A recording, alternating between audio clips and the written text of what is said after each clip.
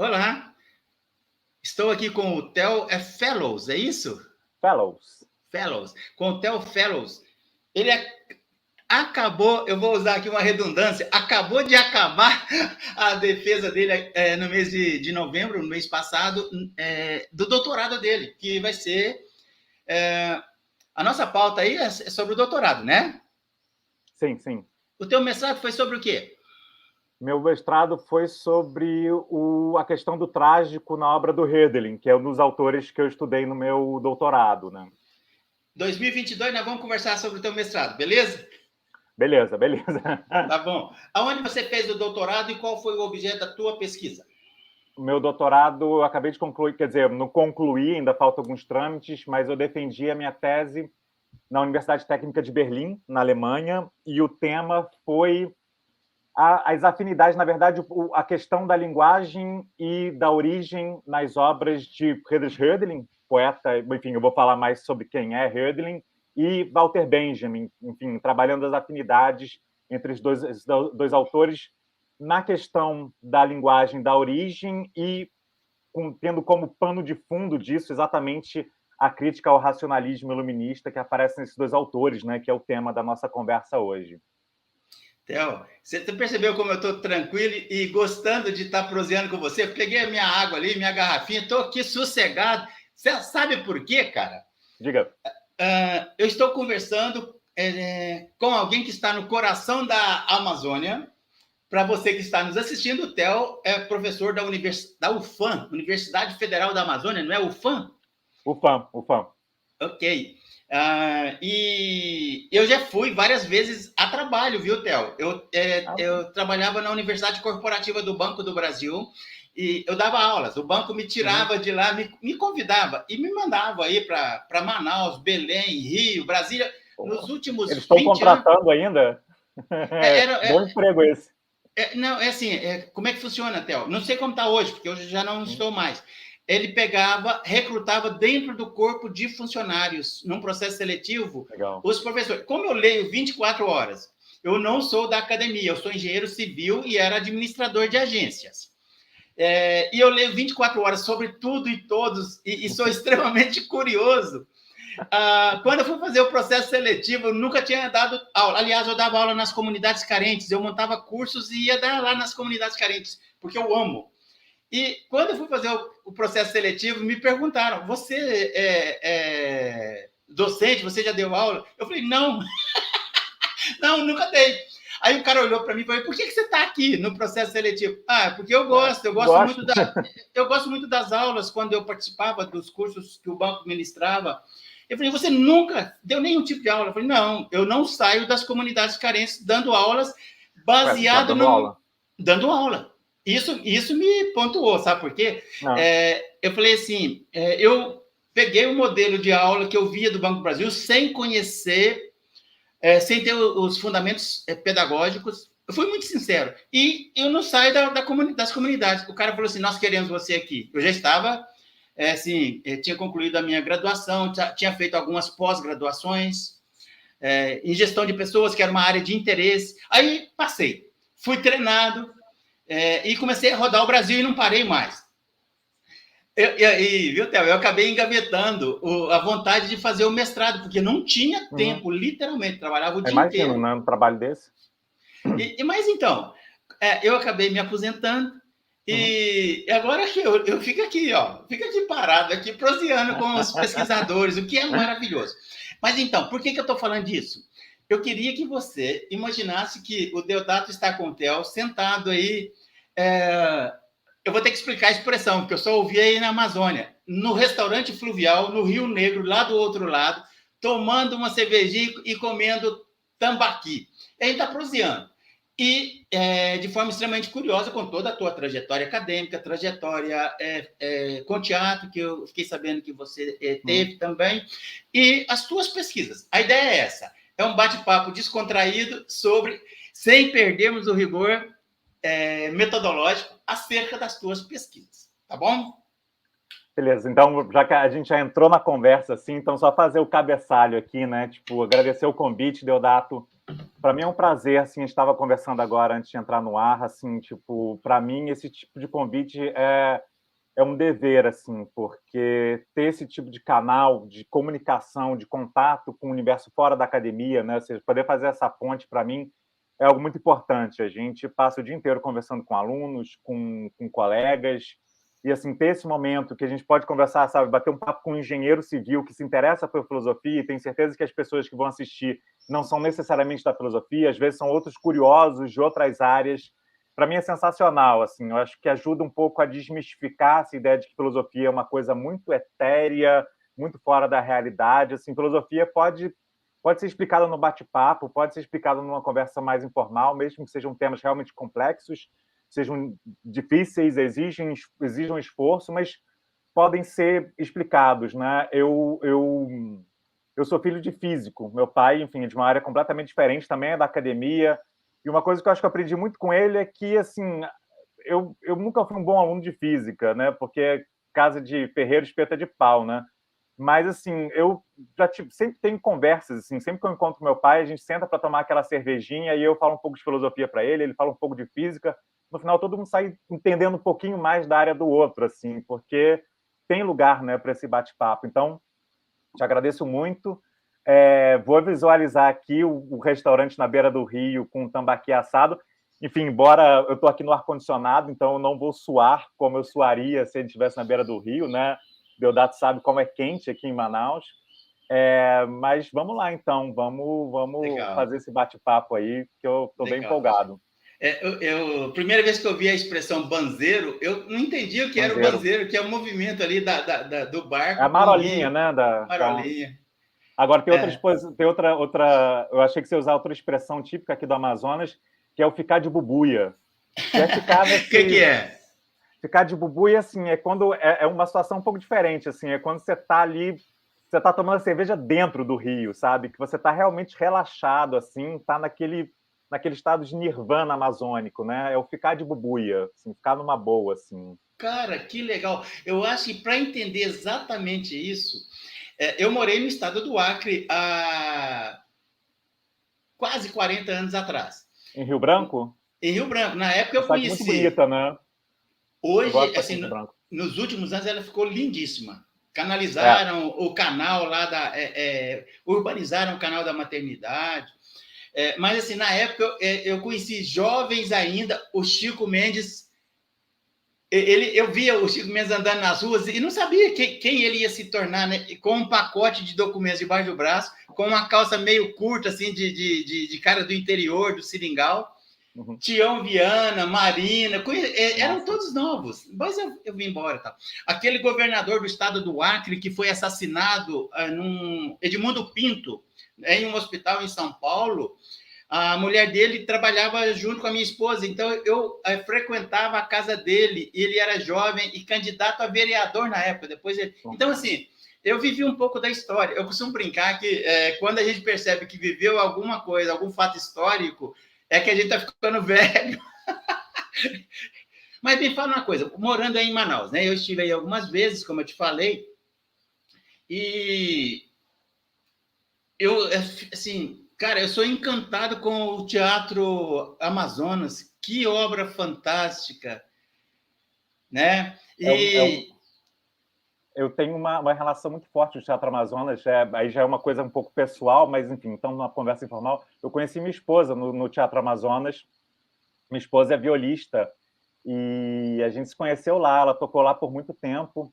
É um lugar assim, tipo, acho que aqui ele fica bem no centro da cidade, né? Quem conhece Manaus viu, né? Eu lembro muito, eu não sei se você já teve em Atenas, né? Mas o Teatro Amazonas está, acho que não é exagero dizer isso, ele está para Manaus como a Acrópole está para Atenas, porque ele fica bem num platô no meio da cidade, né? Então ele está o tempo todo ali, né, circulando no nosso raio de visão. Né? Eu moro no centro da cidade, então estou a 10 minutos do teatro. Ele é muito imponente, assim, é um lugar mágico aqui. Eu gosto da história dele também, assim, É. do lado B da história dele. Tinha uma parte lá atrás, assim, onde os seringalistas fugiam por uma porta lateral para pegar as amigas assim, da região de prostíbulos para atrair as suas mulheres. Você já ouviu falar dessa história? A rua atrás, né? Tipo, a Eduardo Ribeiro, né? Que é a rua que pega atrás. Tem um livro. Bom, depois eu posso dar umas indicações de leitura. Tem um livro muito bom de uma historiadora aqui da UFAM, chamado Ilusão do Fausto, que fala, né? A rua atrás que passa, a principal rua do centro, né? Era uma zona de baixo meretrício na época áurea, né? Enfim, aquele baixo meretrício escondido, né? Aquele cortiço ali que você tem que saber o caminho, mas aí tinha bem certinho, né? Você sai ali pelos fundos do teatro, dá aquela escapadinha e já estava na zona. Sim, sim, sim. Pô, que legal, cara, essa nossa prosa aí. Eu estava falando para você que eu gosto de comer aquelas. Eu fui algumas vezes subir o Rio Negro, passei debaixo da Ponte Estaiada e fui embora lá para cima, umas 2, 3 horas lá, fui para as tribos lá. São passeios clássicos, né? Uhum. E eu gostei de comer tanajura frita e o tapuru. E você falou que tem nojo do tapuru, né? A formiga eu adoro. Até estou tentando lembrar agora o nome que eles dão, que os saterê dão, mas eu não vou lembrar de cabeça. O tapuru eu não consigo. Eu estava falando com o Deodato antes da gente começar aqui a entrar no ar, porque tapuru, enfim, quem mora na Amazônia sabe, né? Ou quem mora em regiões muito, muito úmidas, né? Que aqui você deixa o lixo muito tempo, né? Quando você acorda, tá cheio de tapuru, assim, cheio, quando eu digo assim, é uma colônia de tapuru. Então, para mim, é que nem comer barata, é pior que barata. Não consigo nem imaginar. Mas se come, tem muita proteína, né? Dizem que é um alimento riquíssimo. Os índios comem. Aliás, a comida da árvore, né? É diferente. Uhum. Eu sempre achei que a alimentação indígena é bastante saudável. Peixes, né? Castanhas, farinha de mandioca. Eu perguntei para um cacique. Deve ter alguns anos essa última viagem. Falei assim, e você não se... Olha só, uma pergunta de um sujeito urbano equivocado para um cacique. Mas era uma prosa ali, como a gente está tendo aqui. Eu sou mineiro, gosto de prosear. Estava sentado nas margens do Rio Negro, proseando com ele. Aí eu falei para ele, você não se preocupa com se faltar comida ou o que você vai fazer amanhã? Olha que pergunta idiota.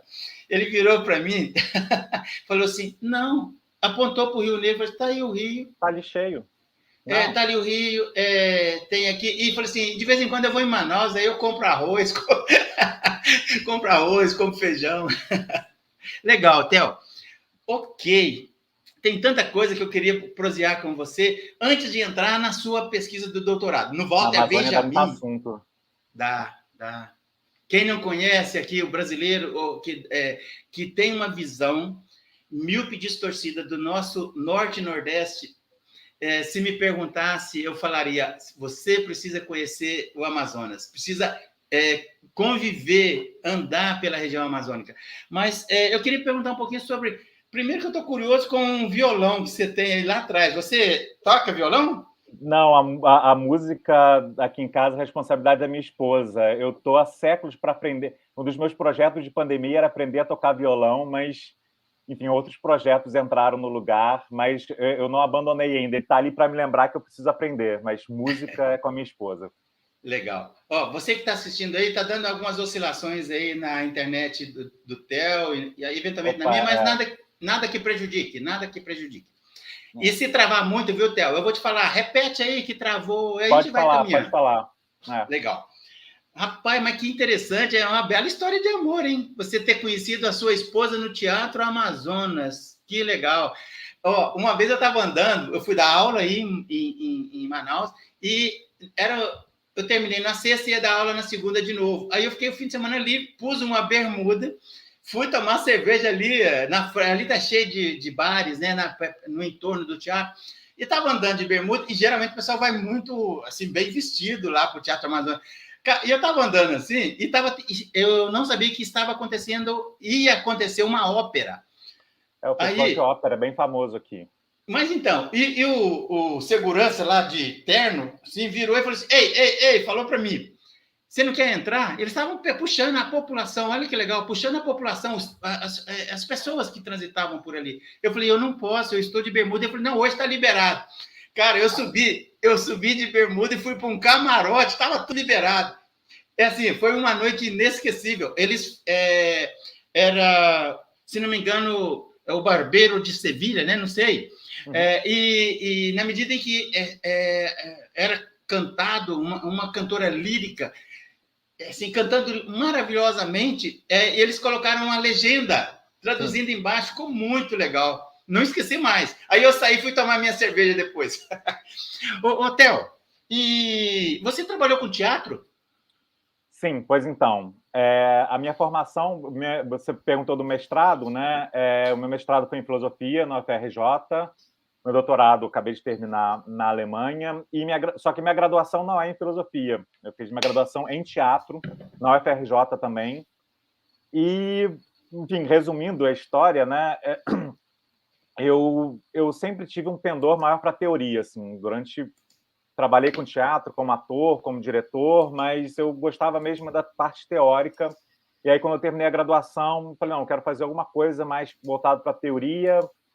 Pensei, talvez eu tenha que migrar para a filosofia, e foi exatamente o que eu fiz. Fui para a UFRJ, quer dizer, continuei na UFRJ, mas da graduação em filosofia, da graduação em teatro, perdão, migrei para o mestrado em filosofia com o professor Roberto Machado, que inclusive faleceu no começo desse ano, enfim, uma perda, enfim, significativa para a gente, muito sentida pela comunidade filosófica do Brasil. E, bom, e daí segui em frente, assim, eu me encontrei na filosofia e é onde eu estou até hoje, mas o teatro continua me acompanhando. Enquanto eu estava no mestrado, eu trabalhava como técnico de iluminação, eu sou um iluminador com registro profissional e tudo. Mas depois que eu vim para Manaus, o teatro meio que passou a ser só uma paixão, até esse ano que eu resolvi voltar. A gente teve a Lei Aldir Blanc, né, que injetou bastante recurso na cultura do país inteiro, e aí eu, com a minha esposa e um amigo, a gente resolveu fazer uma peça de teatro que acabou de ser apresentada aqui em Manaus. Foi meu retorno depois de 10 anos afastado. Voltei como produtor e dramaturgo, escrevendo uma peça que foi encenada aqui em Manaus. Então, agora, no futuro, eu pretendo voltar a conciliar esses dois mundos, né? O teatro, uma paixão antiga que eu tinha deixado para trás, e a filosofia, que é meu ganha-pão e, obviamente, é minha paixão, assim, também. É algo que eu faço com muito gosto. Legal. Theo, tem um comentário aqui que eu acho que você vai gostar. Embora eu não tenha divulgado, eu falei para você, se acabei não divulgando, vou divulgar posteriormente. Eu vou colocar na tela um comentário de uma editora. Não sei se você já publicou aí, transformou em livro as suas pesquisas, mas está aí uma oportunidade. Ó. Eu conheço, vou colocar na tela, quer ver? Está aí, ó. Eu vou ler também, vou dar uma lida. E aí, ó, excelente iniciativa, Deodato. Muito obrigado aí por estar aí conosco, assistindo a live. Parabéns, Theo, por aceitar o convite do canal Linha de Divisa. É o comentário aí, viu, Theo? Sou eu que agradeço o convite, né? Eu que tenho que agradecer esse convite, Deodato. Assim, eu tô super feliz de estar aqui. Legal. Ô, Theo, se você no futuro quiser publicar aí, transformar em livro, ou se você quiser trabalhar, o pessoal dessa editora aí, eles estão muito abertos para a academia, viu? Legal. A minha tese de doutorado deve sair na Alemanha, agora no começo do ano. E eu ainda tenho que sentar para traduzir, assim, isso vai dar um trabalho, mas quando eu tiver com texto em português, quem sabe aí pode ser uma oportunidade. Legal. Aí, quando você tiver, você me avisa aí, eu compartilho o contato da editora com você, tá bom? Maravilha, maravilha. Legal. Não, a prosa tá muito gostosa, né? Assim, puta, melhor que isso era só ficar tomando chopinho lá e comendo peixe frito. Cara, eu estou realmente muito feliz, muito satisfeito. Sexta-feira, um calor de matar. Eu estou na cidade de Campinas, 100 quilômetros de São Paulo, no distrito onde fica a Universidade Estadual de Campinas, a Unicamp. E já estou me preparando, viu? Eu costumo falar, né? sexta-feira à tarde é dia de tomar um chopinho, tomar um cafezinho, ficar proseando com os amigos e fumar e pitar um cigarrinho de paia, mineiro que sou.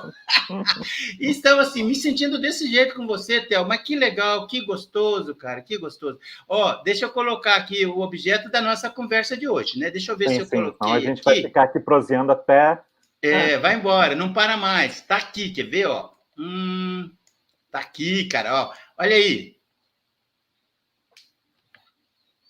Nós vamos conversar sobre a crítica ao racionalismo iluminista pelo... o Theo vai falar para a gente. Theo, fala para a gente aí, para a gente começar a nossa conversa. Vou deixar um pouquinho no ar aí o objeto da sua pesquisa. Por que você resolveu pesquisar Walter Benjamin e a crítica? Vamos lá. Bom, eu estava comentando que eu migrei do teatro para a filosofia, né? E quando eu fiz essa migração, né, um tema que me interessava muito era a questão da tragédia e do trágico pensado a partir da filosofia. E aí, no meu mestrado, eu, enfim, conheci esse autor, que é o Friedrich Hölderlin, que foi um poeta e filósofo alemão ali da virada do século XVIII para o XIX. E é um autor que escreveu, enfim, pensou muito essa questão do trágico, né? Ou seja, como é que a gente traz essa questão do conflito apresentado pela tragédia, como é que a gente transforma isso numa questão filosófica. E aí, fiz minha dissertação de mestrado, isso já faz 10 anos, 2011, que eu defendi essa dissertação, e, enfim, terminei, né, aquela coisa, a gente termina o mestrado, a questão ficou um pouco em aberto para mim, eu comecei a procurar autores mais contemporâneos que lidassem com essa questão, que pudesse, de alguma forma, dialogar com aquilo que eu tinha estudado na obra do Hölderlin. E aí me deparei com o Walter Benjamin, mais especificamente com uma das principais obras dele, né, que é a Origem do Drama Barroco Alemão, a Origem do Drama Trágico Alemão, tem uma discussão aí sobre a tradução. E aí, enfim, eu vi ali no Benjamin um diálogo possível entre esses dois autores. É um diálogo que, mesmo na Alemanha, mesmo nos comentadores lá estrangeiros, é muito pouco trabalhado, muito pouco discutido. Eu falei, bom, aí tem um projeto, aí tem alguma coisa a ser explorada. E aí, enfim, foi o projeto que eu apresentei para fazer meu doutorado na Alemanha. E, assim, ao longo dessa pesquisa, ao longo desse estudo dos diálogos possíveis entre esses dois autores, né? Óbvio, assim, Hölderlin, um autor do século XVIII, XIX, Benjamin, um autor do século XX. Benjamin conhecia bem a obra do Hölderlin, não é uma afinidade que eu inventei. O Benjamin era um leitor muito interessado pela obra do Hölderlin, escreveu sobre Hölderlin, menciona Hölderlin em vários textos dele. E eu fui vendo assim que uma coisa que unia eles era exatamente isso, né, que eu estou chamando aqui de uma crítica do racionalismo iluminista, né? Quando a gente pensa, né, nessa crítica do iluminismo, né, nesse olhar crítico, né, nesse olhar que busca elencar prós e contras, entender onde é que estão os defeitos e os desvios desse iluminismo racionalista, a gente vai pensar sempre, enfim, a primeira referência que vem à cabeça é a obra do Adorno Horkheimer, né, a Dialética do Esclarecimento, onde eles colocam, né, enfim, apresentam os problemas gerados por essa concepção excessivamente racionalista que guia, né, o projeto da modernidade filosófica, né, ou seja, colocando como esse cientificismo, essa perda do encantamento na realidade, essa perda de um aspecto, enfim, mais sensível, né? Não falta até a palavra aqui para explicar, ou seja, mas uma certa ditadura do racionalismo que acaba renegando alguns aspectos da experiência humana, né? A experiência é uma palavra importante aqui. No entanto, né, essa obra, A Dialética do Esclarecimento, é uma obra de 1947, né, já uma obra publicada no pós-guerra, e eu fui percebendo, nesse diálogo entre o Benjamin e o Hölderlin, que essa crítica ela já está sendo construída desde o século XVIII, né? Ou seja, desde não só do Hölderlin, mas de alguns autores contemporâneos a ele, já existe ali um certo questionamento, né, acerca essa imposição, né, esse ditame racionalista, ou seja, será que a razão tem todas as respostas, né, filosoficamente pensando, filosoficamente colocando essa questão, né? Será que a razão tem resposta para todos os problemas colocados pela humanidade? Será que ela nos dá nos dá todas as respostas para aquilo que é a experiência humana, aquilo que são, sabe, as nossas vivências, aquilo que são as soluções para os problemas da nossa realidade, para os problemas assim que a gente se defronta no dia a dia, enfim, ou no plano mais metafísico, né?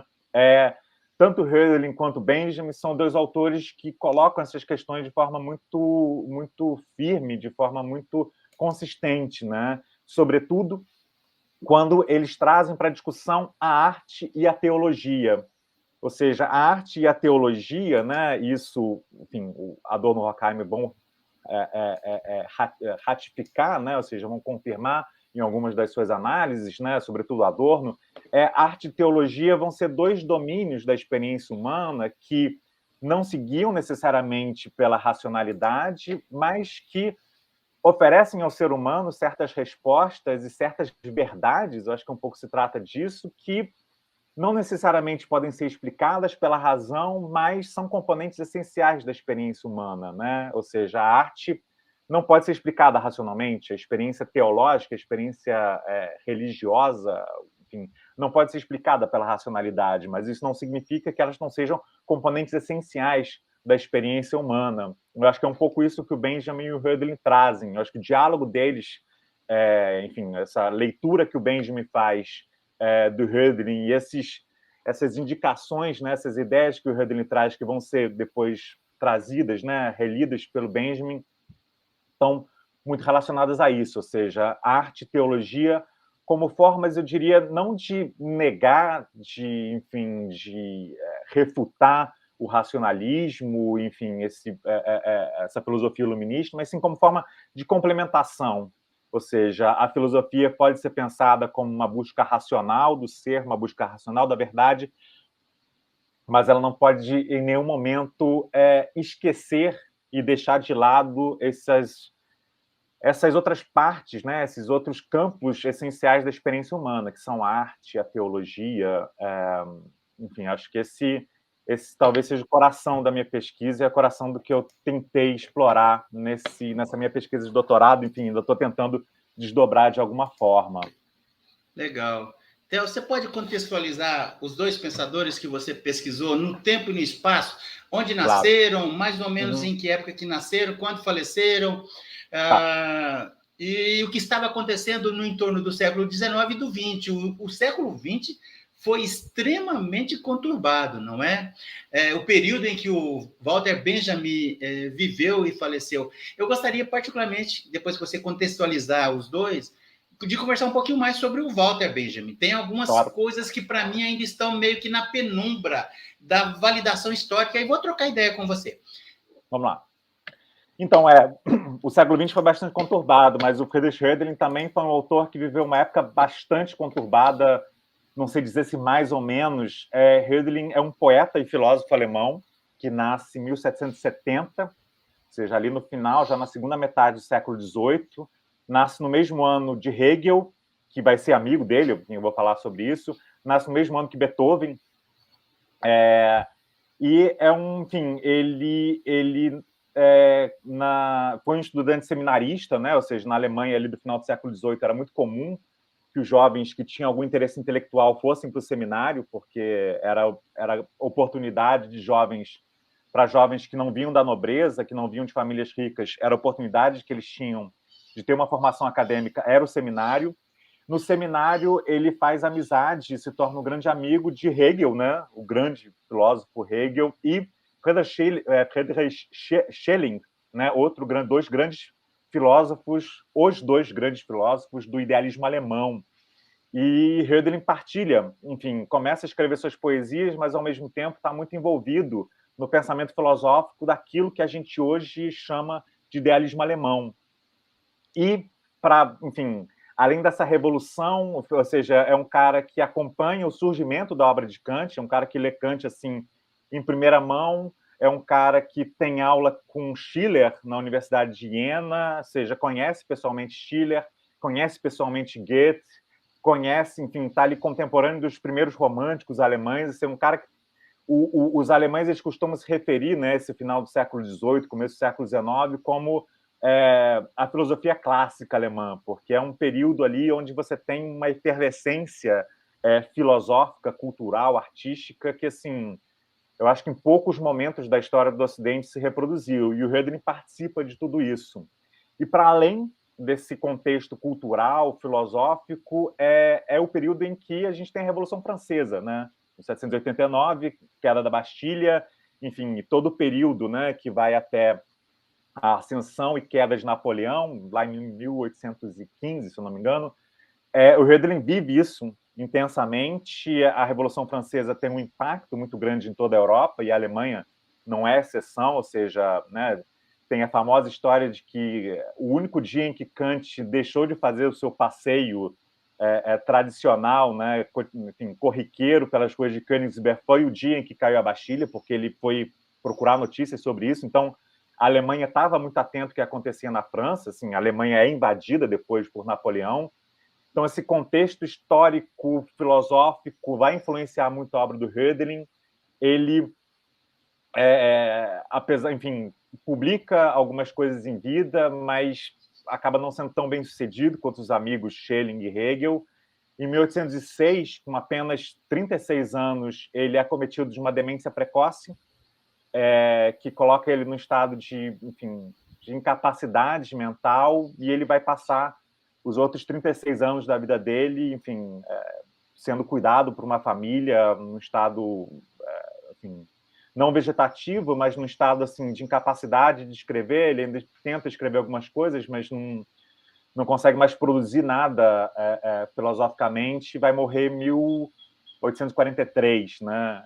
E uma das curiosidades é que um dos poemas mais famosos dele se chama exatamente Metade da Vida, né? Ou seja, e metade da vida dele foi super produtiva e metade foi nesse estado de incapacidade mental. Assim. É um autor pouco estudado no Brasil, um autor muito mais conhecido pelos comentários que o Heidegger vai fazer sobre ele no século XX, mas acho que é um autor que aos poucos está sendo descoberto. Enfim, uma coletânea de fragmentos de textos dele foi publicada ano passado pela editora da USP, com a tradução do Ulisses Bacari. É um autor que aos pouquinhos está sendo redescoberto tanto na Alemanha quanto no Brasil, assim, como e a redescoberta dele tem exatamente a ver com essa crítica do racionalismo iluminista, porque ele é um contemporâneo e um amigo de infância de Hegel, que, ao mesmo tempo que o Hegel está ali dominando o cenário filosófico alemão, com a sua fenomenologia do espírito, com a sua ciência da lógica, o Hölderlin está, paralelamente, de forma mais obscura e menos reconhecida, ele já está tecendo um contraponto a esse racionalismo hegeliano, né? Ele já está ali colocando uma voz dissonante que na época não foi ouvida, mas aos poucos está sendo redescoberta. Esse é o Hölderlin. Benjamin é um autor, acho que bem mais conhecido no Brasil, embora seja, curiosamente, acho que muito mais estudado nos estudos literários, na teoria da comunicação, do que propriamente na filosofia. Não é um autor tão pesquisado na filosofia, e o que faz sentido, porque é um autor, assim como o Hölderlin foi um poeta e filósofo ao mesmo tempo, o Benjamin foi um autor que nunca se viu exclusivamente como filósofo. Ele nasceu em 1892, em Berlim. São dois alemães, né? O Hölderlin nasceu no sul da Alemanha, na região da Suábia. O Benjamin já é do norte, o que faz para os alemães faz uma diferença muito grande, né? Esse conflito norte-sul na Alemanha é muito, apesar de ser um país pequeno, essas diferenças culturais são muito acentuadas. Benjamin nasceu no norte, nasceu na capital, Berlim, cresceu numa família muito rica, muito abastada, mas que, com, enfim, a deterioração econômica ali dos anos 20, acabou perdendo a sua fortuna, o que faz com que Benjamin, durante, enfim, a última década de vida dele, tenha passado muitas dificuldades financeiras. Enfim, ele estudou filosofia, começou a sua vida se dedicando à filosofia, mas foi um pensador que sempre se interessou muito por arte, sempre se interessou muito por literatura, sempre se interessou muito pelas suas raízes judaicas, né? Ele era de uma família judia, embora não muito praticante, né? Isso é uma questão na vida do Benjamin, né? Ele vinha de uma família que era praticante, mas já é o que se chama na Alemanha de judeus assimilados, né? Judeus que já assimilaram muitos costumes da cultura ocidental. Então, já não tinham aquela prática do judaísmo, né, mais tradicional, e isso é uma coisa que o Benjamin busca pesquisar mais. Ele vai trazer muitos momentos da vida dele, muitos momentos da obra dele, né, essas referências de um judaísmo mais tradicional, de elementos mais arcaicos não é a palavra, mas elementos mais essenciais da mística judaica, da cabala e tal. Isso vai aparecer na obra dele. E como eu falei sobre o Hölderlin, também é um autor que, exatamente por esse interesse pela arte, pela literatura, pela teologia, também vai trazer essa crítica ao racionalismo que também no início do século XX estava muito em voga, né? Essa ideia de que a razão tem a solução para todos os problemas, e o Benjamin vai ser sempre um crítico disso, né? Ou seja, tem uma frase que enfim, não está na obra dele, mas quem nos conta é o Gershon Scholem, né? Um grande teólogo judaico e amigo, né? Talvez o amigo mais próximo em vida do Benjamin, que diz que numa discussão sobre Kant, o Benjamin teria dito a ele que uma filosofia que não considera até mesmo a adivinhação em borra de café não merece tal nome. Eu gosto muito dessa frase porque ela mostra muito a visão que o Benjamin tinha sobre a filosofia. Ou seja, a filosofia não é só a lógica, não é só a razão. Filosofia é a busca pela verdade, e ela pode ser encontrada nos mais diversos lugares. Ou seja, ela pode ser encontrada na religião, ela pode ser encontrada na arte.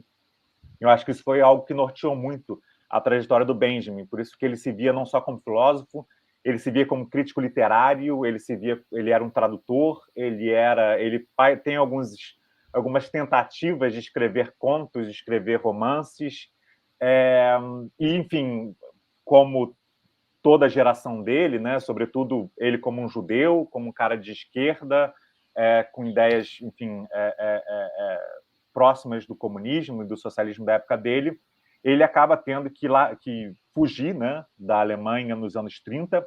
Ele vai para Paris, passa a maior parte do exílio dele, né, embora ele, enfim, vá para a Espanha, vá para outros lugares. Ele adota Paris como o local de exílio dele, reluta muito em aceitar o convite, né, de Adorno, né, um amigo dele também, para emigrar para os Estados Unidos. Ele não se via fora da Europa, ele não se via fora de Paris, foi um lugar que ele adotou como a cidade dele, como lugar onde ele se sentia bem. Mas, enfim, com a invasão alemã a Paris, ele acaba sendo obrigado também a deixar Paris e, ao tentar atravessar a fronteira da França para a Espanha, né, atravessar a pé mesmo pelos Pirineus, ele, enfim, acaba sendo, ele e o grupo que ele estava, né, acaba sendo parado pela imigração, enfim, por uma questão burocrática. Ele tinha o passe para sair da França, mas não tinha o passe para entrar na Espanha, uma confusão ali aduaneira. Na noite em que o grupo, né, é obrigado a passar, né, numa pequena cidade chamada Port-Bou, na fronteira, né, na parte já espanhola da fronteira, o Benjamin acaba se suicidando. Enfim, a gente estava até conversando isso antes de entrar no ar. Existe uma discussão sobre se ele não se precipitou um pouco nisso, se não foi muito precipitado, mas, enfim, ele já tinha tentado suicídio outras vezes, ele tinha um problema de depressão que o acompanhava. Enfim, tinha apenas 48 anos quando isso acontece. A obra dele ainda não era amplamente reconhecida. É um autor, assim como o Hölderlin, só foi reconhecido realmente depois da sua morte, né? Muitas dos manuscritos dele só foram publicados depois da morte, né? Ou seja, a Hannah Arendt, também conhecida dele, passa pela mesma cidadezinha e se encarrega de levar os manuscritos que ele carregava para os Estados Unidos, onde estava o Adorno, e o Adorno se encarrega das primeiras publicações mais completas da sua obra. E, enfim, é um autor que enfim, como eu disse, né, aos poucos ele vai sendo redescoberto, e vai sendo redescoberto também, eu acho que no mesmo sentido, ou seja, como alguém que deu um contraponto a um certo discurso filosófico racionalista, um contraponto que não foi tão ouvido na época, mas aos poucos vai reverberando, né? Acho que até hoje a gente está, enfim, tentando entender a mensagem do Benjamin, tentando entender o que ele tem a dizer para a gente, né? Uhum.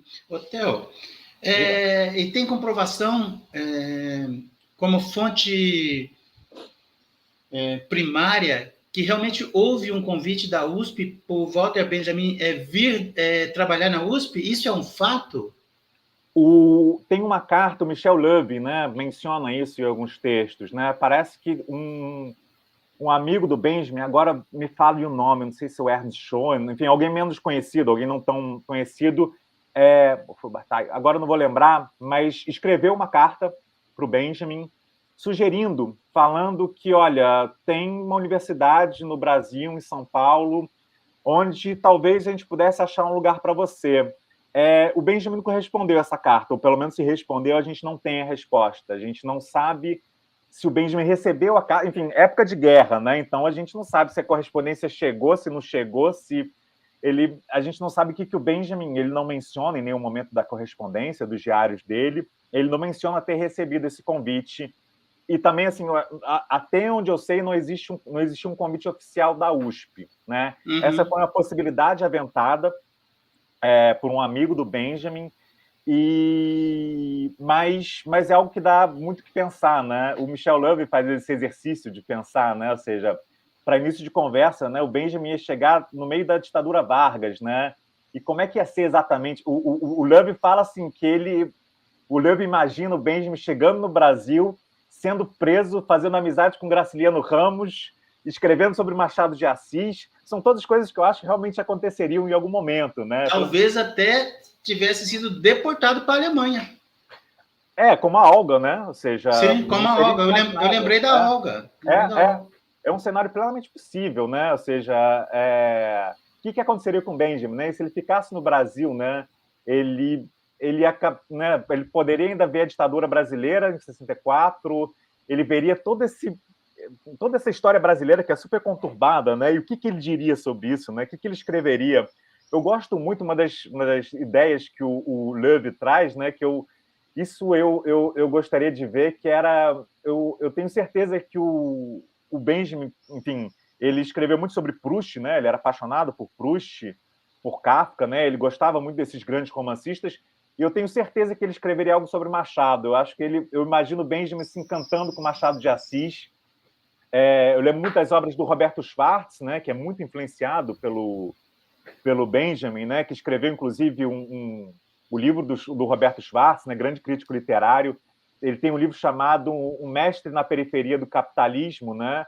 Que o título é uma referência, né, ao livro do Benjamin sobre Baudelaire, né? Que é um poeta na capital do capitalismo, um negócio desse, esqueci o título agora, né? E olha, deixa eu fazer um parênteses aí. Você falou que o Benjamin tentou o suicídio antes dele suicidar, ele já tinha tentado antes. Já. Suponho que emocionalmente deveria ser um pouco conturbado. Eu sempre fico curioso com esse lado emocional dos pensadores e o impacto no pensamento que ele desenvolve. O Nietzsche, eu pouco vejo pesquisas sobre o impacto que a vida pessoal dele provocou na obra dele. O Nietzsche, né? Que você cita lá, eu vi lá no teu resumo, você cita o Nietzsche para poder chegar nos dois pesquisadores aí. Você vai para a metafísica, né? Você cita ali o Nietzsche e outros pensadores e vai para a metafísica do Benjamin. O Nietzsche perdeu o pai muito cedo, não conseguiu ficar com a Salomé, que era a mulher da vida dele, porque a irmã dele e a mãe ficavam incomodando. A irmã dele depois alterou a obra póstuma dele. Ele tinha uma dor crônica, ele tinha instabilidades emocionais, ele não era filósofo, embora fosse um filósofo, ele não era assim por formação. Ele tinha começado teologia, o Nietzsche, largou, foi para filologia, surtou no final da vida dele. Dizem que ele era boêmio, e aí é muito polêmico, e teria morrido em função de... polêmico, ninguém sabe exatamente. De uma doença venérea, talvez. Um monte de coisa aí. E ninguém fala assim, do possível impacto no pensamento dele que o levou a fazer filosofia marteladas. Mas, assim, isso é uma curiosidade minha. Agora, vamos voltar no Walter Benjamin.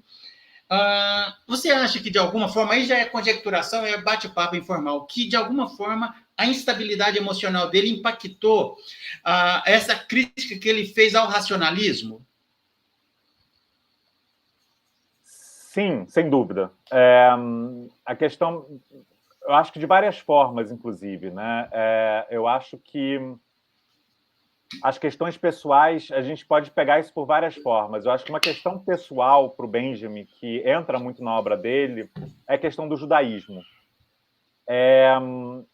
O Benjamin vem de uma família, como eu disse, né, que é um termo que se utiliza, uma família de judeus assimilados. Né? O judeu assimilado é um termo que se utiliza na Alemanha, não é um termo pejorativo, é um termo, enfim, que os próprios judeus utilizam, que são famílias, sobretudo ali do começo da virada do século XIX para o século XX, famílias que mantêm a confissão, né, judaica, né, mantêm a religiosidade judaica, e em alguns casos se convertem, mas que vão pouco a pouco assimilando os costumes ocidentais, os costumes alemães, enfim.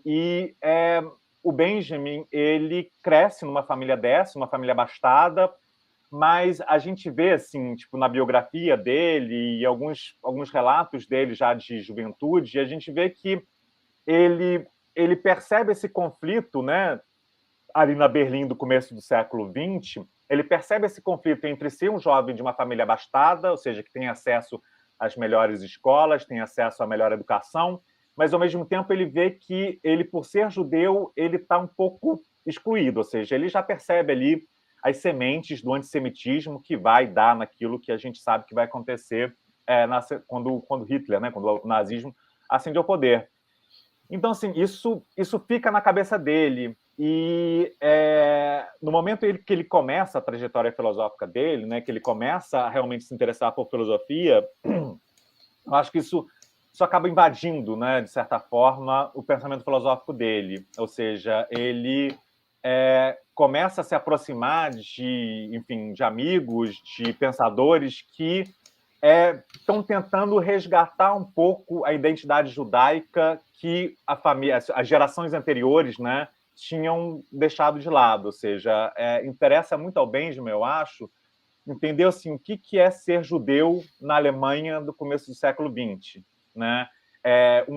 E uma influência, além do Gershon Scholem, que eu mencionei, que enfim, é o grande símbolo desse movimento, ou seja, é um jovem também de uma família abastada, que tinha uma formação em matemática, mas num belo momento ele percebe assim que ele precisa resgatar isso e ele vai se transformar. Enfim, ele faleceu nem faz tanto tempo, ele sobrevive, ele vai para Jerusalém antes da guerra, se torna o grande teólogo, historiador do judaísmo do século XX, e era um amigo pessoal do Benjamin. Então, para além da amizade com Scholem, o Benjamin é um contemporâneo de Kafka, né? Ou seja, que também é um jovem judeu que cresce numa família assimilada e, enfim, existem 20 mil estudos falando sobre como o judaísmo entra como uma busca pela própria identidade, né? Ou seja, são pessoas, Benjamin e Kafka, eles estão muito próximos nesse sentido, eles buscam nas raízes do judaísmo, em elementos da teologia judaica, uma resposta para o dilema da própria identidade, né? Ou seja, Theo. Diga. Não, desculpe, pode continuar. Isso entra na questão filosófica, da crítica ao racionalismo, porque eu acho que quando o Benjamin tem contato com esses elementos teológicos, com esses elementos da religião judaica, ele começa a confrontar isso com a tradição filosófica com a qual ele tem contato na academia, né? Ou seja, ele era um leitor, aos 18, 19 anos, ele era um leitor rápido de Kant, ou seja, ele tinha muito interesse por Kant e ele, durante muito tempo, quis escrever algo sobre Kant, só que aí, num determinado momento, ele tem Kant e o judaísmo. E ele vê que essas duas tradições, assim, elas conflitam em alguns momentos. E eu acho que a trajetória filosófica dele é um pouco marcada pela tentativa de conciliar esses extremos dissonantes. Né? Fala-se muito isso da obra do Jean-Marie Gagneban, né, uma das grandes estudiosas de Benjamin do Brasil, fala muito isso, né, que a obra do Benjamin é uma tentativa de conciliação impossível. Né? Ele quer conciliar o racionalismo com a mística judaica, com a arte, e é isso. Ou seja, a tentativa de unir os extremos. É muito interessante. E ele leu muito Baudelaire. Ele leu muito Baudelaire, ele era apaixonado por Baudelaire. É um autor que vai aparecer mais na obra tardia dele, nos últimos anos dele, porque eu acho que ele também via isso no Baudelaire, né? O Baudelaire é O Baudelaire, eu falo Baudelaire mesmo. Baudelaire, né? o Baudelaire era extremamente pessimista. Sim, e o Benjamin também era. O Benjamin, essa é uma discussão muito grande entre os benjaminianos, né? Se o Benjamin era realmente um pessimista, né? Eu digo que ele era. Tem o conceito de esperança em Benjamin é um conceito muito complexo, né? O Benjamin era um pessimista, assim, se a gente for olhar superficialmente. O interesse do Baudelaire tem muito a ver com isso, ou seja, Baudelaire também é um cara que está tentando unir os extremos, né? Baudelaire é o poeta ali perdido na cidade grande, que tem saudade de um certo passado mítico e ele está juntando deuses gregos e mitologia com a cidade, com a buzina e com o urubu comendo a carniça. E eu acho que isso interessava muito Benjamin. Da mesma forma que a gente tem o Kafka ali perdido nos tribunais, mas aí tem uma questão judaica e tem aquele castelo que pode ser o pai, pode ser Deus, pode ser tudo. Assim, isso interessava muito Benjamin, ou seja, esses autores que tentavam unir os extremos, esses autores que conseguiam perceber na sua realidade essas dissonâncias. O Benjamin se interessava por isso, ou seja, onde aparecia essa dissonância, onde aparece esse conflito. E eu acho que isso responde um pouco a pergunta sobre onde é que entra a vida pessoal do Benjamin, porque ela entra nisso. O Benjamin era um judeu e alemão, e ele era um marxista, mas ao mesmo tempo ele se interessava por Baudelaire e Proust, que eram dois autores assim, de Proust marxistas da época, dois autores burgueses, assim, sabe? Tipo, todo mundo um cara que resolveu escrever sobre o drama barroco alemão, sabe? Tem vários comentários de amigos dele que falavam: porra, tu é marxista, você é um cara de esquerda, vai ficar escrevendo sobre autores do barroco alemão, sobre Baudelaire, são autores burgueses, tem que escrever sobre Marx, tem que escrever sobre, sei lá, sobre Lenin. E o Benjamin, ele não queria isso, ele se interessava exatamente pelo conflito, pela dissonância, né? Ô, Theo, rapaz, assim, eu tô aqui, ó. Na medida que você tá falando, eu tô aqui, ó. Isso aqui, ó, linguagem corporal, viu? Comunicação não verbal, eu tô assim, extremamente curioso. Quando a gente tá dando aula em dado momento, um aluno põe a mão no queixo ali, ele tá conjecturando, concordando, discordando, encantado, sei lá o que, em relação ao que está sendo proposto. Eu tô aqui encantado. Um amigo, o Theo, um amigo que pretende retomar o teatro enquanto produtor, não sei exatamente como que. O Walter Benjamin, para você, traz um universo de possibilidades sem fim. Sim, sim, sim. Eu acho. Você já foi no Ver o Peso em Belém? Já. No final do Ver o 2014, 15. Sim, no final do Ver o Peso, tem o mercado, não sei como é que eles chamam lá, de peixes, que vem da região amazônica, peixes enormes. Depois desse mercado, já fui várias vezes, eu já te falei que eu sou encantado com toda a Amazônia. Lá tem uma região cheia de barcos, ali na Baía de Guajará, e cheia de urubus. Me lembrou aqui, sabe, assim, assim, quando você colocou aí o Benjamin e o Baudelaire, e a visão do Baudelaire aí nos extremos, uma fotógrafa, que eu não me lembro o nome, muito conhecida em Belém, conhecida no Brasil, mas eu não me lembro o nome, ela se deitou nua no meio dos urubus. Não sei se é uma artista plástica. Nossa, eu estava conversando sobre ela outro dia, eu não vou lembrar. Que bom que você sabe disso e conhece, porque quando falo, poucas pessoas aqui conhecem. Mas aquilo me deixou assim, extasiado com a proposta dela. Ela nua, os urubus em volta, e ela, assim, em preto e branco. Eu achei fantástico aquilo. Eu conheço esse ensaio. É uma artista plástica que inclusive, ela é muito, muito destacada. Eu estava conversando com um amigo meu que conhece bem Belém, estava me falando dela outro dia. Mas eu não vou lembrar agora, mas... Eu vou pesquisar, viu, Theo? Vou pesquisar e vou pôr na descrição, porque ela precisa ser cada vez mais conhecida. Mas vamos voltar lá. Cara, eu tenho um certo encantamento, e eu sempre, assim, pelo Baudelaire e pelo Benjamin. Você deve ter percebido, pelas minhas perguntas, com as prosas antes. E eu queria te perguntar o seguinte: a gente está caminhando para o final, mas eu queria te fazer uma pergunta. Só não esquece de botar a pergunta da Fabíola depois, porque ela é bem interessante também. Não sei se você está vendo ali. Peraí, deixa eu ver aqui. Posso Eu tentar vou responder jogar. depois. Não, peraí, é legal, cara. Foi bom, obrigado por lembrar. Deixa eu ver aqui. Ah, a Fabiola é minha amiga. Que bom que a Fabiola tá aí, ó. Deixa eu ver. Vou colocar aqui os comentários da Fabiola. Depois eu retomo aqui o que eu ia falar para Beleza. você. Olha aí, Fabiola, ó. A Cabocla Fabiola. Ela é do Rio de Janeiro, já a entrevistei. Ela traz uma perspectiva interessante para a filosofia. Deixa eu ver o que Acabou que eu mais. achei que fosse daqui do Amazônia. Não, ela é. Depois eu vou mandar para você o link da entrevista com ela. Eu Sim, sou por favor. suspeito porque eu gosto muito dela, viu? E ela vai lançar uma pergunta que é a pergunta de R$1 milhão na obra do Benjamin. Tá aí, ó. É essa? Sim, e depois ela vai formular como pergunta, assim, Benjamin de fato Deixa eu ver acreditava no aqui. retorno do Messias? Essa Então, pergunta aí. Fabiola, Pera aí um pouquinho. Pera um pouquinho. Deixa eu falar com a Fabiola. Fabiola, tá vendo? Olha só assim, o encantamento com a sua pergunta que você provocou. Vamos ouvir.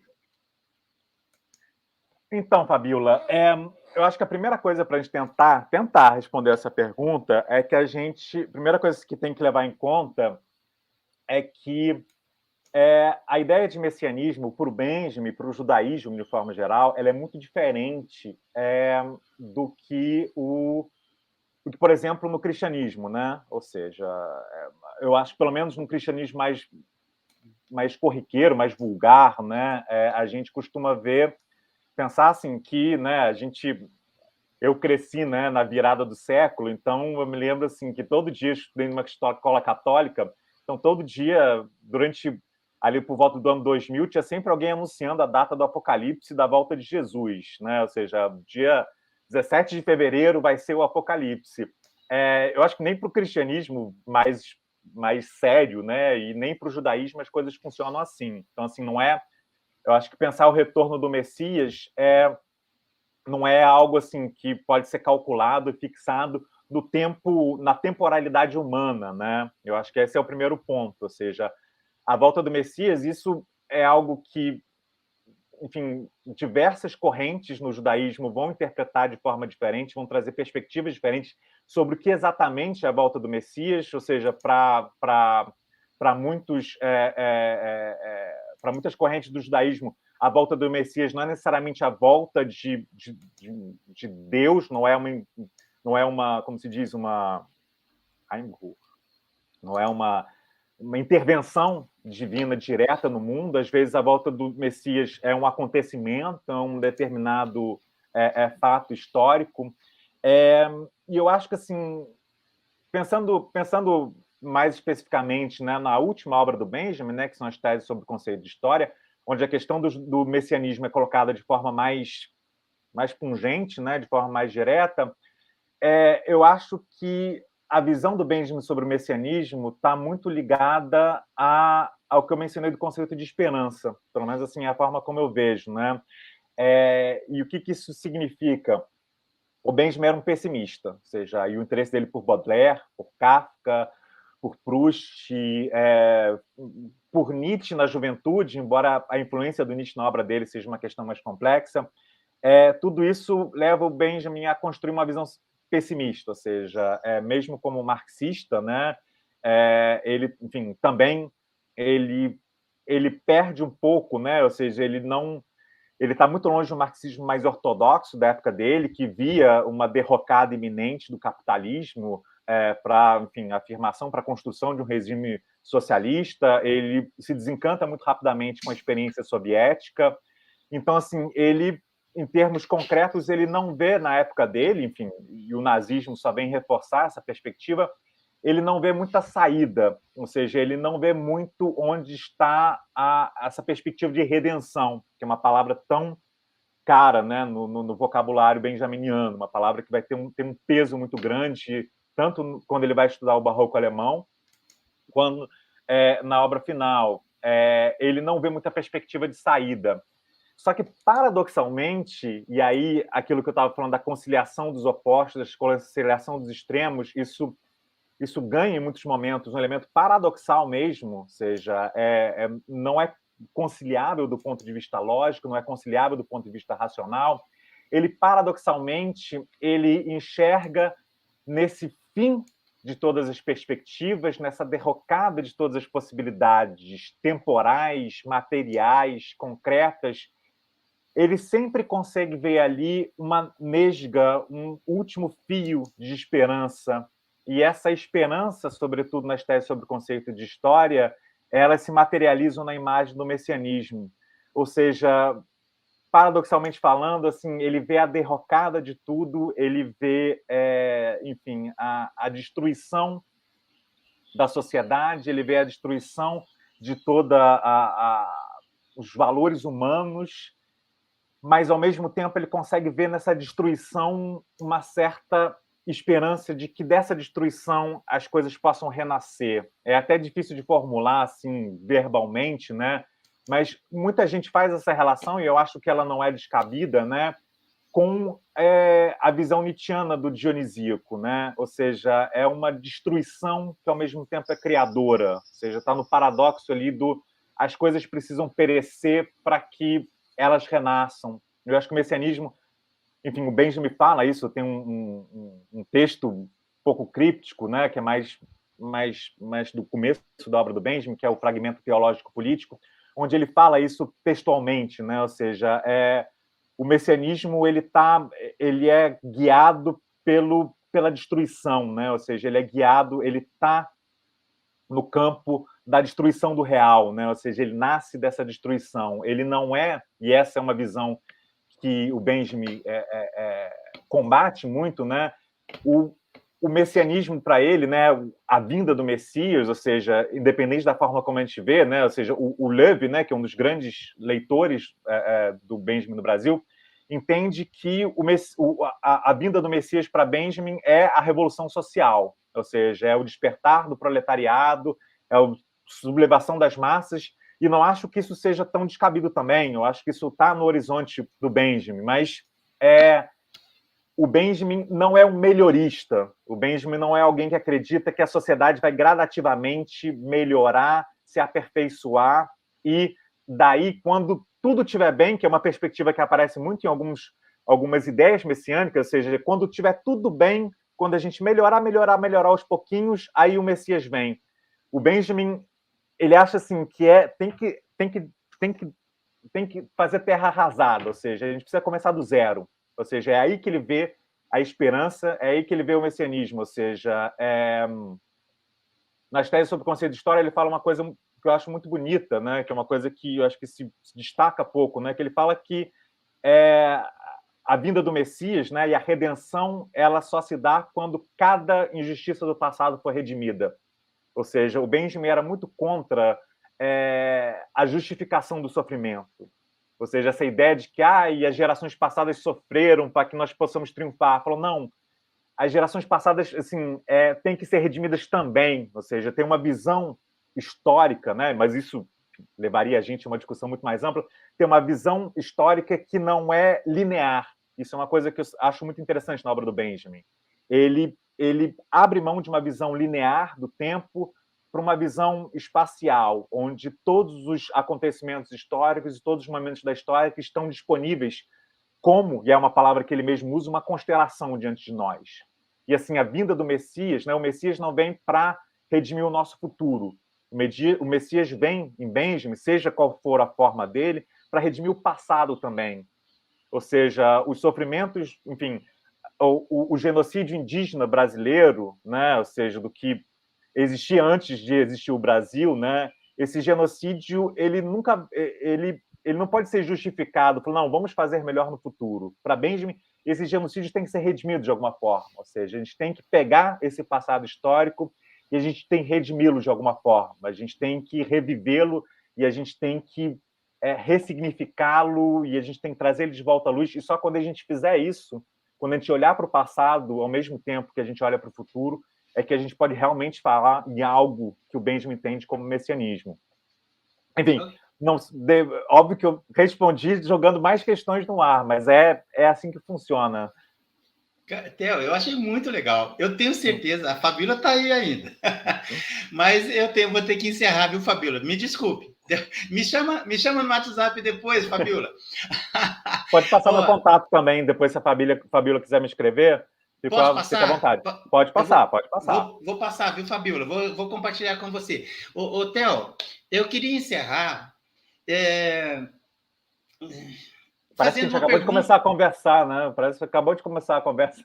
Pois é, pai, tá tão legal. Com certeza, se você topar, nós vamos fazer outras lives no futuro, tá bom? Só me chamar. De repente eu trago a Fabiola para prosear junto, Ah, né? seria legal. Se ela topar. Eu queria te perguntar o seguinte: você já falou para quem está assistindo ou vai assistir do começo até esse momento, você já comentou, mas eu queria que você encerrasse falando a respeito da conexão dos dois pesquisadores, que está aqui correndo na tela, né, que foi objeto da tua pesquisa no doutorado aí.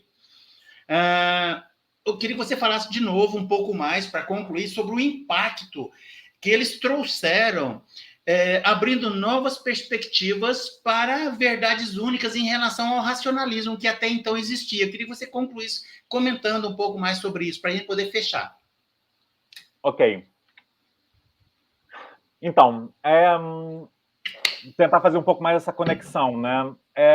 O Benjamin, quando jovem, né, o primeiro ensaio do Benjamin, o primeiro texto assim que a gente tem mais assim formal, né? O Benjamin publicava umas coisas no jornal da escola onde ele estudava, mas o primeiro ensaio mesmo, né? A estreia filosófica do Benjamin é um ensaio sobre 2 poemas do Friedrich Hölderlin.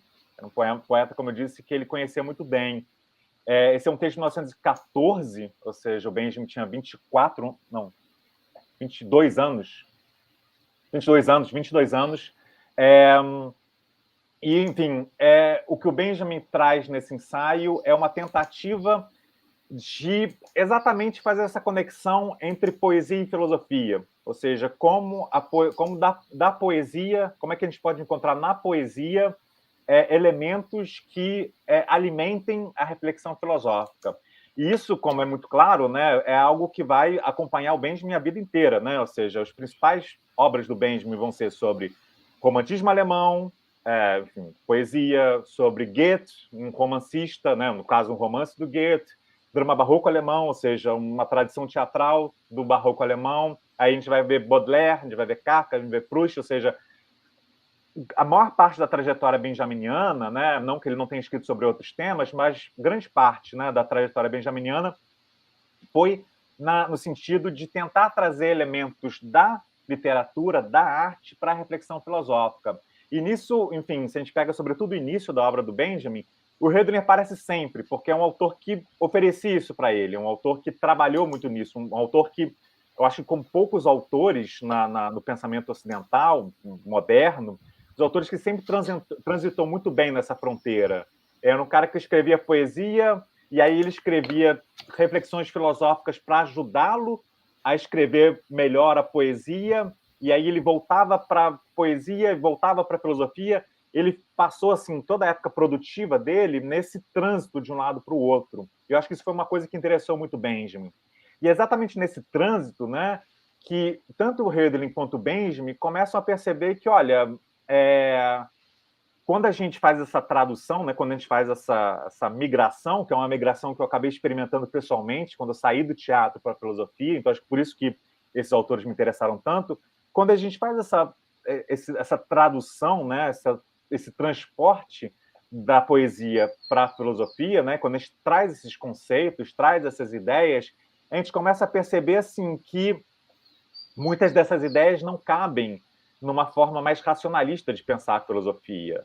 Ou seja, tem coisas ali na poesia, na arte, que dizem respeito a uma experiência que a razão não explica, que não existe uma forma lógica de colocar aquilo, né? Ou seja, ninguém ouve uma sinfonia do Beethoven, né, e explica depois assim, tipo, não, olha, o que o Beethoven quis dizer, né, ou seja, foi isso. Olha, ninguém consegue traduzir filosoficamente um romance do Kafka, uma sinfonia do Beethoven, um quadro do Van Gogh, ou seja, são duas linguagens, né, completamente diferentes. E eu acho que essa interseção, né, mais uma vez, esse conflito dos opostos é o que marca a obra desses dois autores, né?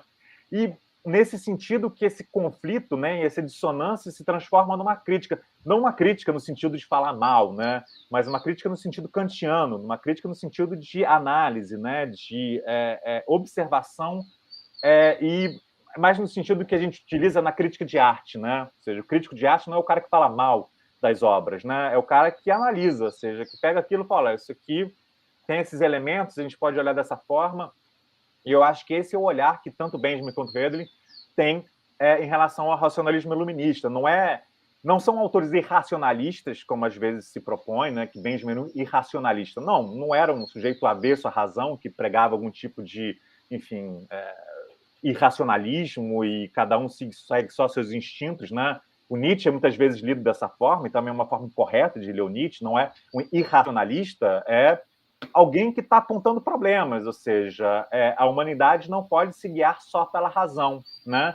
A razão não oferece todas as respostas para os dilemas da humanidade, para os problemas da humanidade, né? Ou seja, nisso Nietzsche, né, naquelas críticas ao platonismo, naquelas críticas ao socratismo, ele tinha muita razão, e eu acho que, nesse sentido, Hölderlin é anterior ao Nietzsche, né, e Benjamin posterior ao Nietzsche, são dois autores que dialogam com ele, ou seja, olha, a tradição filosófica do Ocidente se construiu muito em busca dessa razão, dessa metafísica que vê o racional como superior ao sensível, superior ao emocional, superior ao artístico, muitas vezes, mas essa relação tem que ser repensada, né? Ou seja, uma experiência religiosa, uma experiência com o divino, uma experiência artística, ela tem tanto valor de verdade quanto uma experiência filosófica, né? Ou seja, Outro dia eu estava numa aula e um aluno me disse que um aluno, enfim, já prestes a se formar, né, um aluno muito, muito, muito competente, né? Ele me disse: olha, eu estudei muito filosofia, eu tenho lido muito filosofia, mas eu vou conversar com a minha avózinha do interior, que só leu a Bíblia a vida inteira, e eu não sou, eu percebo claramente que eu não sei mais do que ela, né? Então, assim, e acho que aí eu não mencionei isso, mas eu acho que essa crítica do racionalismo iluminista, que tem esse nome tão pomposo, né? Ela acaba dialogando muito com a gente aqui no Brasil, assim, e bom, eu estou falando como alguém que vive na Amazônia, né? Ou seja, eu me interesso muito assim pela literatura amazônica, né? Pelas reflexões que surgem aqui de lideranças tradicionais, de lideranças indígenas que estão entrando cada vez mais na academia. E o que a gente percebe quando a gente tem contato com essas pessoas, assim, é que, olha, eu fiz um doutorado na Alemanha, eu li, enfim, os cânones da filosofia ocidental, e não significa que eu sei mais do que um pajé ali que, enfim, cuja formação é oral, em torno de uma cosmologia da sua etnia. Eu não sei mais do que esse cara, né? Então, assim, ele pode não estar ali antenado a esse racionalismo iluminista, moderno, ocidental, mas ele tem um saber ali que é potente e que dá conta de muita coisa do mundo. Então, eu acho que o Benjamin e o Hölderlin acabam, assim, mesmo sem jamais ter pensado nisso, acabam ampliando muitos horizontes para a gente, né? Ou seja, aqui no Brasil, acho que para mim, pessoalmente, é por isso que eu acho que o Benjamin é um autor que desperta tanto interesse aqui no Brasil, porque ele abre para a gente uma porta para outros saberes, ou seja, para a gente sair um pouquinho dessas muralhas que a filosofia construiu, né, essas muralhas racionalistas, lógicas e formalistas, para a gente pensar assim, pô, será que as cosmogonias indígenas não têm algo a dizer para a gente? Será que certas experiências artísticas, certas experiências religiosas, né, que, enfim, que aqui no Brasil a gente tem acesso a tantas formas variadas de religiosidade, será que isso não traz alguma coisa, não traz algo que está faltando para a gente, né? Para a gente entender melhor a filosofia no Brasil, né? Então, já mais uma vez ampliei um pouco o leque.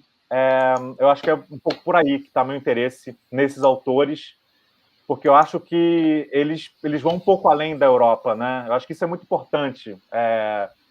Eu fiquei 4 anos na Alemanha, estava comentando antes de começar a conversa, e chega uma hora assim que você fica ali lendo autores alemães na Alemanha e você começa a se perguntar assim, porra, eu vim lá do outro lado do mundo. Desculpa, eu falei um palavrão. Não tem problema, não. Eu vim lá do outro lado do mundo. Vim lá do outro lado do mundo, sabe? Eu sou brasileiro, estou aqui na Alemanha, estudando alemães, assim, o que isso me diz, né? E eu acho que, no final das contas, me diz isso. Ou seja, que as fronteiras da filosofia são mais amplas do que o racionalismo, do que o formalismo, do que a lógica, e esses caras ajudam a gente a pensar um pouco além disso, né? Ou seja, para a gente voltar para o Brasil e pensar, olha, isso aqui, essas tradições locais, essas culturas, né? Como você falou, você, Deodato, que é um caipira com orgulho, sabe?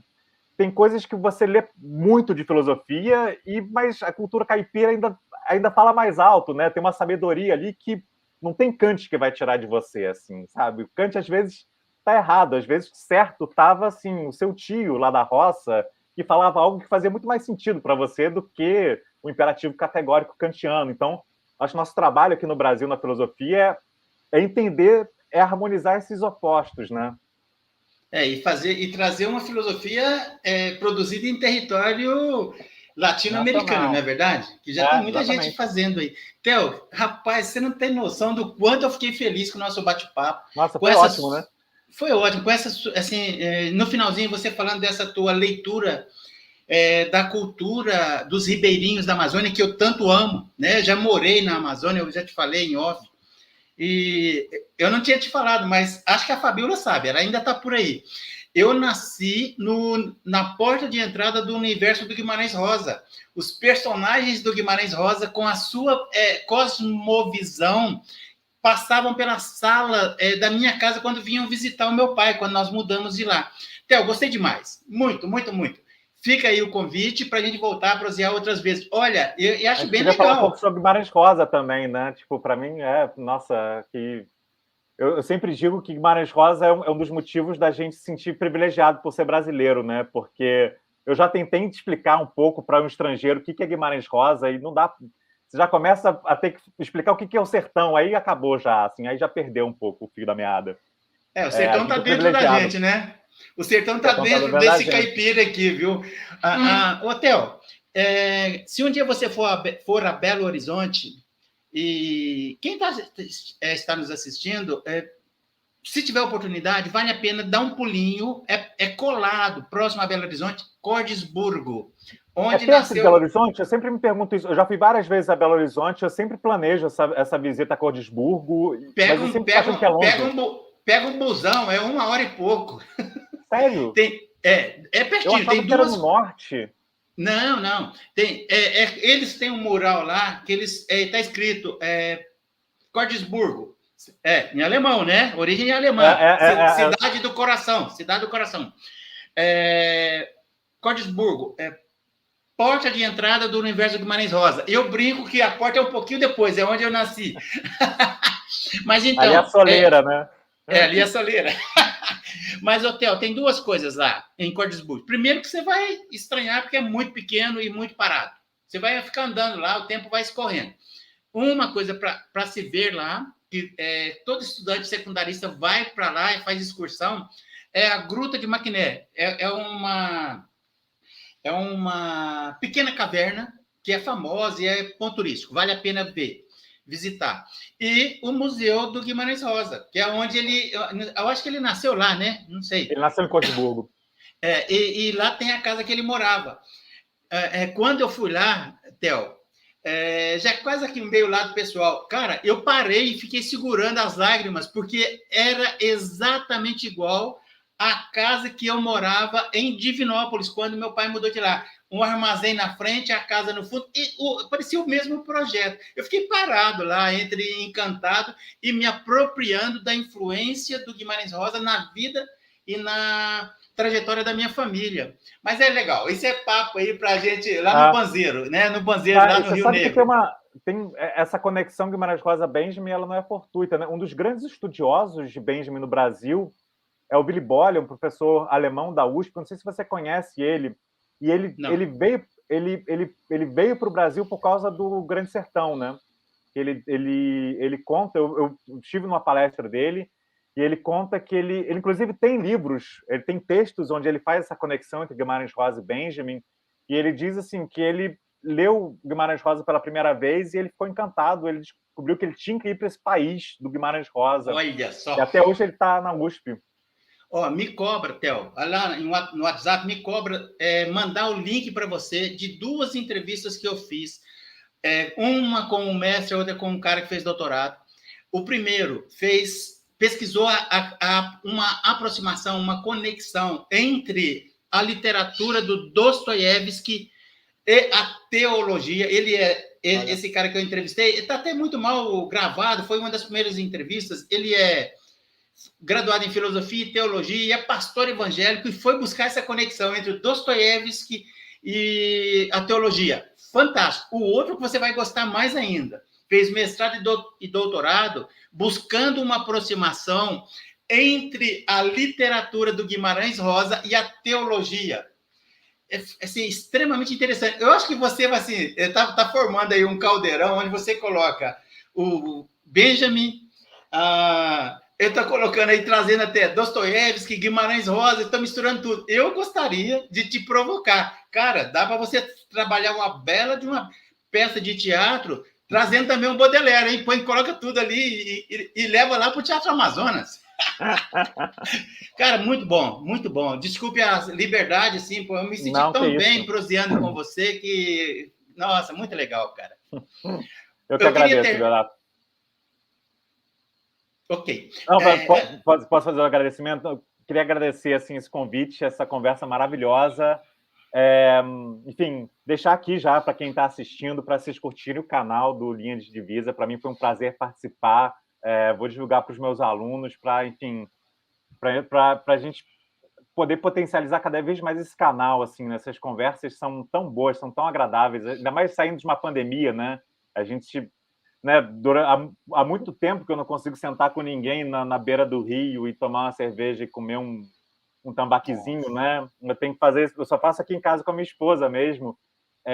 Então, assim, muito bom de ter essas conversas. Assim, muito obrigado, parabéns pelo seu trabalho, parabéns por essa iniciativa. Isso é essencial, eu acho, para a gente aproximar a academia, assim, sabe, do mundo, né? Do mundo, a palavra é essa. Então, muito obrigado mais uma vez. Assim, estou à disposição. Os próximos convites já estão aceitos por antecipação. Legal. Theo, a Hannah Arendt entrou em crise existencial, viu? Quando ela foi para os Estados Unidos, porque ela começou a criticar a Hannah, não é o Deodato. O Deodato não. Deodato bate as portas, gosta de bater papo com a academia. Mas ela não queria mais fazer filosofia em determinado momento, porque ela achava que a filosofia produzida dentro da academia ficava enclausurada e não resolvia os enormes problemas sociais da época. Ela criticava a Torre de Marfim. Mas tudo bem. Aí vamos conversar sobre isso em outra... Pode falar. Mas posso dar uma resposta rápida para a Hannah Arendt? Por favor. Como me falam isso, da coisa da Torre de Marfim, eu sempre dou exemplo. Meu pai, né? Eu sou filho de físico. E se você perguntar para o meu pai o que ele está pesquisando hoje, né? Que você perguntar para um químico, para um físico, ele não está tentando resolver um problema concreto, né? Ou seja, ele tem uma pesquisa que ele sabe que em algum momento vai ter um desdobramento para soluções concretas, mas ele precisa seguir o fio de uma pesquisa científica que, às vezes, enfim, vai ser algo mais sofisticado, vai ser algo que não está dialogando tão diretamente com a vida cotidiana. Eu acho que a filosofia é a mesma coisa. Não dá para eu ficar o dia inteiro me perguntando o que é o ser, como é que eu acabo com a pobreza, como é que eu acabo com a tristeza, qual o sentido da felicidade. A gente, às vezes, tem que partir por caminhos mais específicos, confiando que isso tem desdobramentos, dali sai alguma coisa que é aproveitado, né, no cotidiano, né? A gente tem que ter essa pesquisa dura, né, para que os desdobramentos apareçam. Então, acho que o sentido da academia é esse. Óbvio que, às vezes, a Torre de Marfim realmente é um problema, mas acho que as coisas não são tão simples também. Enfim, só para defender a academia. Muito bom. Ô Theo, a gente está caminhando para fechar, mas eu queria fazer uma propaganda aqui.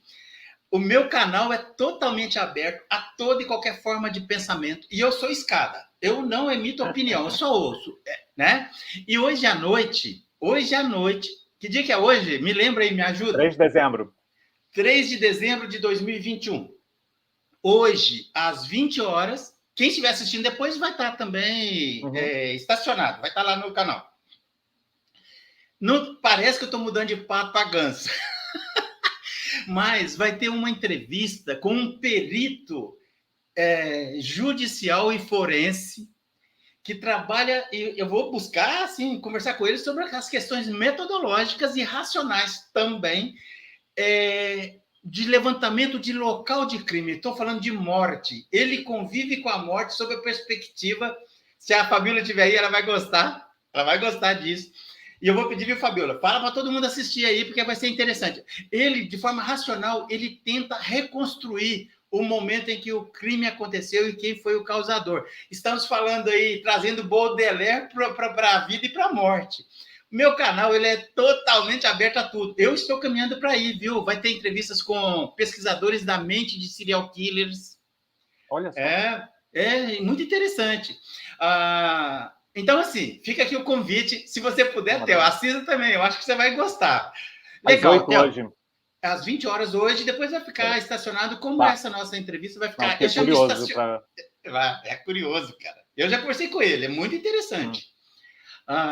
Mas legal. Theo, muito obrigado. Se eu deixar, cara, que horas são, hein? Bom, aqui em Manaus são 10h30, deve ser 11h30 aí para você. 11h30. Daqui a pouco a minha esposa tá ali me chamando para almoçar e pegando no meu pé. Mas olha, foi extremamente agradável. Eu quero te agradecer mais uma vez e já fica o convite. Nós vamos voltar a conversar. Vou compartilhar o teu contato com a Fabíola e outros interessados aí. Vou abrir aspas aqui no messianismo. Cada um vai trazer uma perspectiva do Benjamin, né? E aí, quem sabe um dia a gente vai fazer um bate-papo sobre essa questão. A Fabíola tocou na questão, você ficou aí quase que meia hora assim falando e achei muito legal. Eu fiquei pensando, viu, Theo? Vou colocar uma pitadinha de pimenta aí, que você ia falar que o Messias do Benjamin era o marxismo. Não. É uma das perspectivas possíveis, é mais complexo que isso. Eu sei. Eu segurei, porque senão a gente não para hoje. Theo, muito obrigado, cara. Muito obrigado. Eu que agradeço, Deodato. Foi maravilhoso. Eu vou derrubar. Eu tenho que derrubar essa live, que senão a gente não para mais. Vou encerrar. E futuramente a gente volta a conversar mais vezes. Fica aí que eu quero bater um papinho com você rapidinho, tá bom? Pode deixar.